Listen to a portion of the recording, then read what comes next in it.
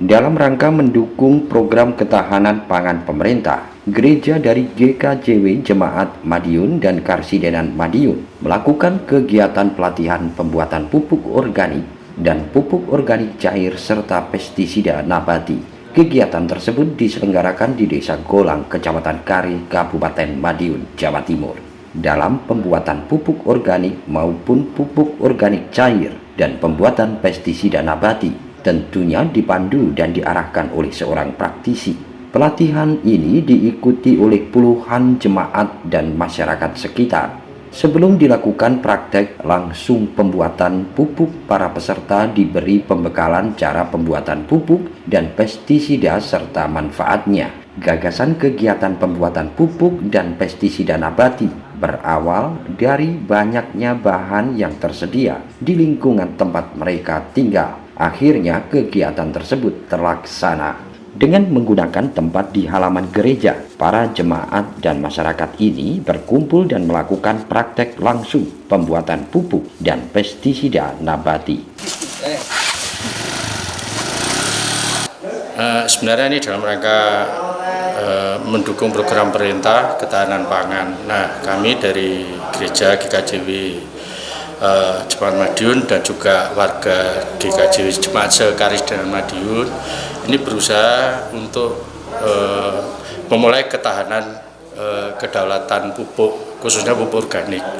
Jadi untuk menunjang suksesnya kedaulatan pangan.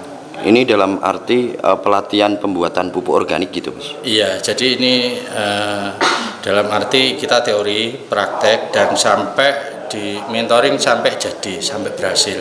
Jadi para warga jemaat dan juga warga sekitar bisa belajar dan mengambil manfaat dari kegiatan ini. Harapannya seperti apa sih?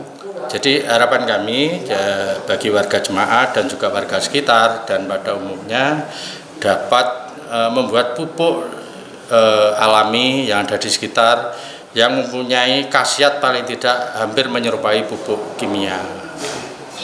Pelatihannya berapa hari? Di sini kurang lebih 6-7 hari. Jadi nanti 2 jam itu teori dan praktek. Teori, kemudian 4 jam, 4-5 itu adalah praktek pembuatan pupuk organik, pestisida nabati, kemudian pupuk cair dengan memanfaatkan apa yang ada di sekitar kita, yang ada di daerahnya masing-masing. Menurut Tri Isminarto, dalam pembuatan pupuk organik dan pupuk cair organik serta pestisida nabati, masyarakat sekitar tidak sulit untuk mencari bahan dasar dalam proses pembuatannya. Seperti pembuatan pestisida nabati di lingkungan tempat mereka tinggal, banyak masyarakat yang menanam tanaman sirsak sehingga daunnya bisa dimanfaatkan. Tak hanya itu, daun mindi atau daun tembakau juga sangat bagus untuk pembuatan pestisida nabati.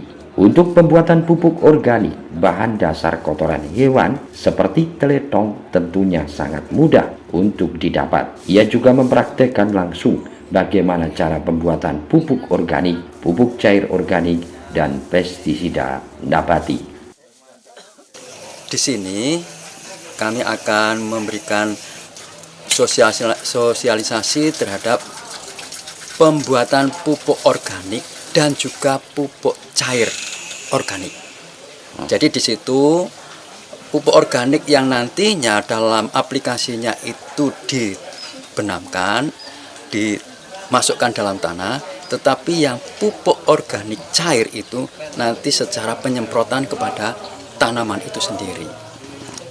Dan itu bukan hanya itu saja, nanti juga akan kami jelaskan ada juga pembuatan pestisida nabati.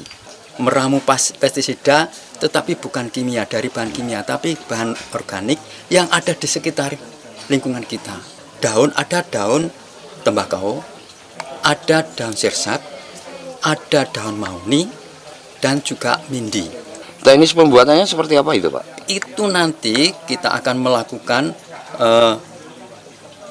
perajangan ataupun ditumbuk dengan halus dari jenis-jenis ini tadi. kemudian kita campur sampai merata lalu kita rendam. Dan dalam perendaman itu kita butuh waktu sekitar 5 hari. Dan air perendaman inilah yang nantinya kita gunakan untuk penggunaan sebagai pestisida nabati. Kegiatan kemudian juga dilanjut dengan pengaplikasian pupuk organik dan pemberian pestisida nabati di lahan tanaman melon milik peserta. Dalam perlakuan penggunaan pupuk dan pestisida ini ternyata sangat efektif. Tanaman melon organik ini bisa tumbuh dan berproduksi secara optimal. Tentunya metode yang digunakan ini sangat ramah lingkungan dan sehat bagi manusia. Dari Madiun, Tim Liputan Garda TV.